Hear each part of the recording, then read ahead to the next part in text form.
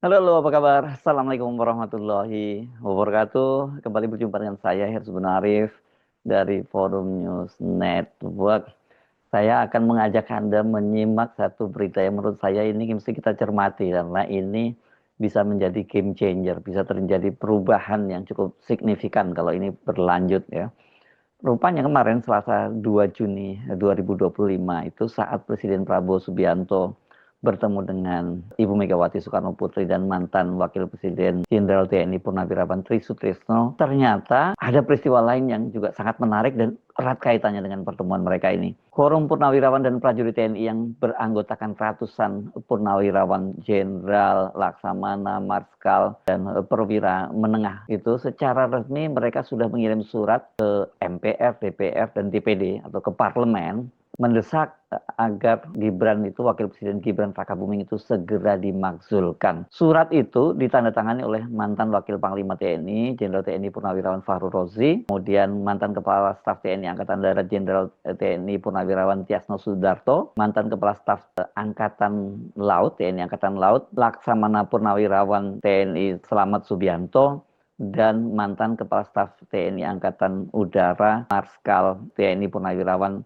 Hanafi Asnan. Jumat, tanggal 30 Mei 2025 atau 3 hari sebelumnya, Jenderal TNI Purnawirawan Tri Sutrisno sudah merestui surat itu dan dia mempersilahkan untuk dikirim ke para wakil rakyat di parlemen. Kepala Sekretariat Forum Purnawirawan dan Prajurit TNI, Bimo Satrio, menyatakan mereka telah mengirim surat ke Sekretariat MPR, Sekretariat DPR, dan Sekretariat DPD RI. Semuanya telah diterima. Itu juga dibenarkan oleh Sekretaris Jenderal DPR Indra Iskandar. Dia menyatakan Sekretariat DPR sudah menerima surat dari para purnawirawan itu, dan surat itu bahkan sudah diteruskan kepada pimpinan DPR. Selanjutnya kapan surat itu akan dibahas, itu akan menjadi domain dari pimpinan DPR. Ini suratnya itu bernomor 003 FPP TNI /5 2025, dan di situ Forum Purnawirawan Prajurit TNI itu menyampaikan pandangan hukum terhadap proses politik dan hukum yang memungkinkan Gibran Rakabuming itu, yang membuat Gibran Rakabuming itu kemudian menjadi wakil presiden. Ini jadi proses pelanggaran konstitusi yang terjadi di Mahkamah Konstitusi waktu itu ya. Sebagai bagian dari masyarakat sipil yang menjunjung tinggi konstitusi, etika kenegaraan, dan prinsip demokrasi yang sehat, Forum Purnawirawan Prajurit TNI merasa harus mengusulkan pemakzulan putra sulung Presiden ke-7 Republik Indonesia Joko Widodo itu. Dengan ini kami mengusulkan kepada MPR RI dan DPR RI untuk segera memproses pemakzulan atau impeachment terhadap Wakil Presiden berdasarkan ketentuan hukum yang berlaku. Dan para purnawirawan ini mereka menyatakan siap jika memang DPR mau menggelar rapat dengar pendapat dengan mereka untuk menjelaskan atau memperjelas apa dari maksud surat yang mereka kirimkan itu. Setidaknya ada 4 poin yang menjadi argumentasi hukum Forum Purnawirawan Prajurit TNI meminta MPR, DPR, dan DPD RI itu untuk memakzulkan Gibran. Pertama, pelanggaran prinsip hukum, etika publik, dan konflik kepentingan. Kedua, kepatutan dan kepantasan.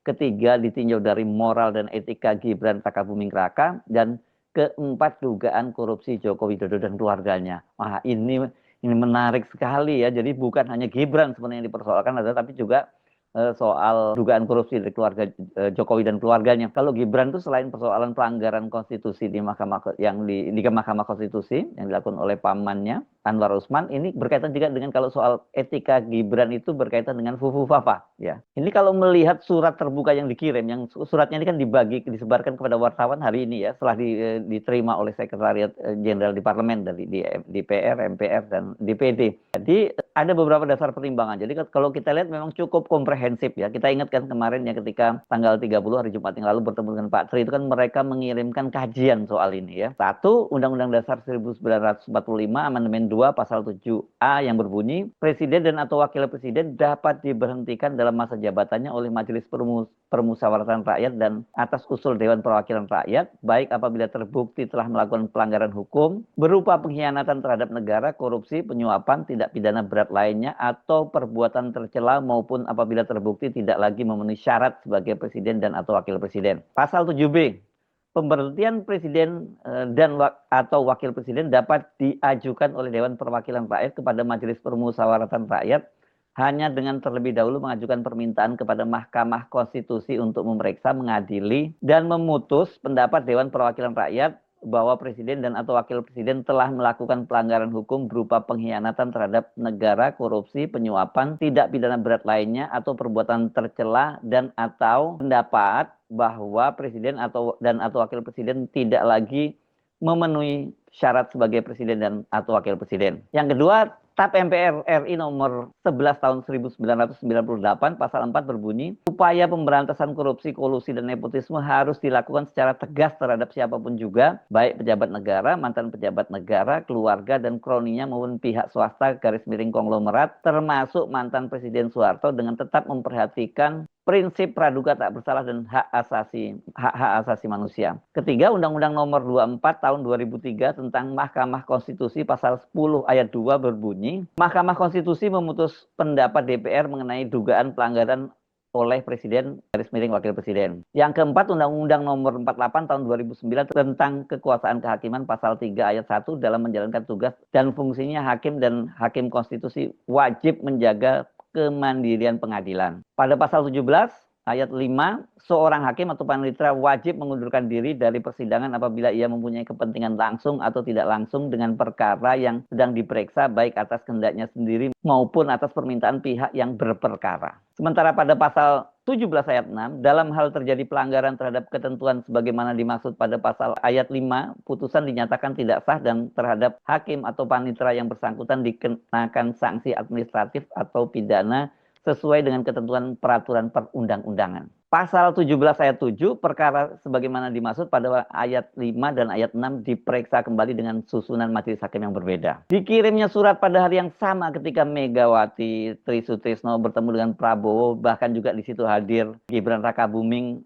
pada acara hari lahir Pancasila, itu tentu sangat simbolis dan penuh makna politis ya. Dan ini mau tidak mau menimbulkan tafsir politik tingkat tinggi. Apalagi dari semula 8 poin pernyataan, ternyata para purnawirawan itu fokus hanya kepada poin ke-8, yakni pemakzulan Gibran. Kalau kita melihat konstelasi politik dalam sebulan terakhir ini, memang terjadi perubahan yang sangat signifikan. Pertama, kembali eratnya hubungan Presiden Prabowo dengan Megawati, dan bahkan Ibu Megawati menyatakan mereka itu sahabatan, gitu. Maksudnya sahabat karib. Gitu. Kedua, posisi Prabowo yang diam-diam dan secara simbolis dan tersirat mendukung sikap politik para purnawirawan yang berhimpun dalam forum purnawirawan dan prajurit TNI yang bersama Jenderal Trisutrisno mendesak pemakzulan Gibran. Yang ketiga, dengan hanya mengirimkan poin ke-8 soal pemakzulan Gibran, para purnawirawan ini bertindak taktis. Jadi merangkul semua kelompok kepentingan yang menjadi lawan Jokowi. Jadi dia kesampingkan dulu agenda-agenda lain soal kembali ke UUD 45, soal kembalikan polisi ke hanya peran Kamtibmas, itu dikesampingkan dulu. Mereka fokus hanya pada pemakzulan Gibran Rakabuming.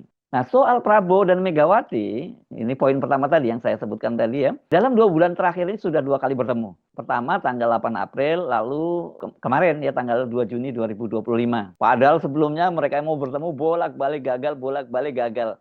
Kabarnya ya tentu saja dari sisi Prabowo, Jokowi masih menghalang-halangi, sementara dari PDIP ternyata juga ada orang-orang dalam PDIP yang masih dikendalikan oleh Jokowi gitu. Jadi selalu bocor ini setiap pertemuan gitu.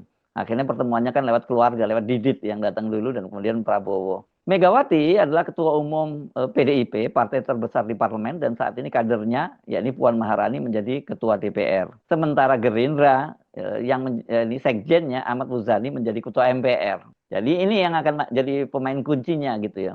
Mega seperti kita ketahui sekarang ini kan sedang bukan berselisih lagi ya, sudah putus hubungan lah dengan Jokowi. Sementara Prabowo kan ini posisinya saya kira kalau terus menerus dia di bawah bayang-bayang Jokowi, ini membuat dia tidak bisa berbuat apa-apa dan dukungan publik terhadap dia juga akan sangat lemah.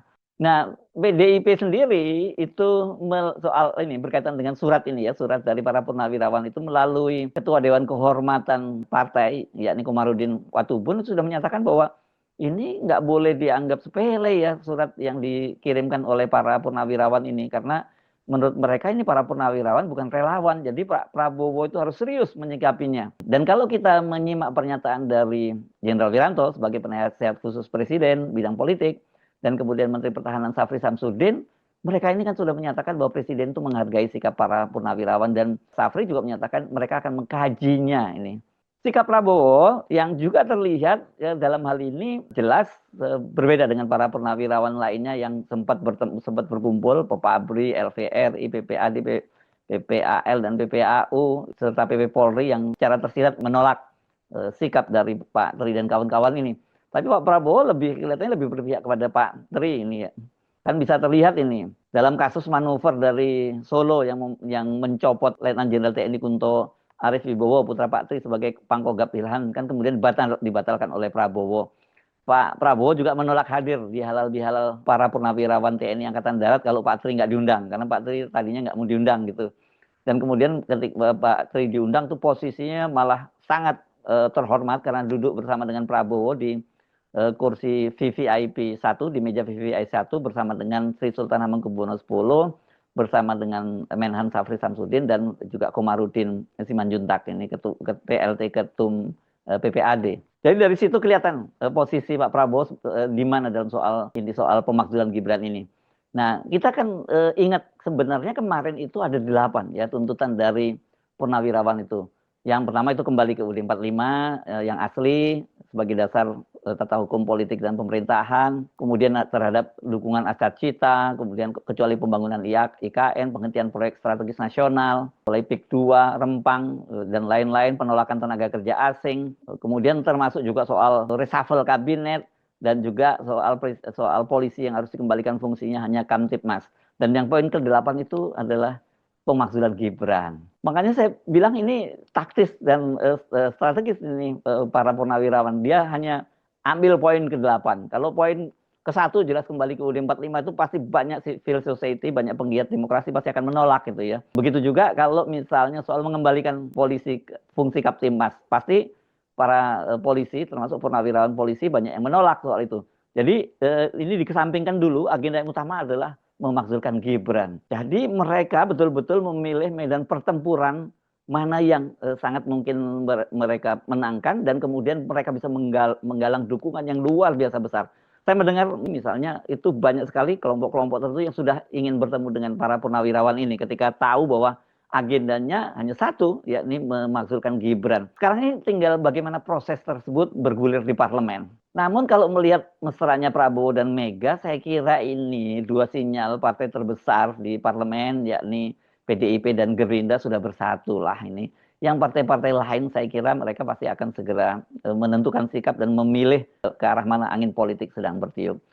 Saya Arif, sampai jumpa lagi. Wassalamualaikum warahmatullahi wabarakatuh.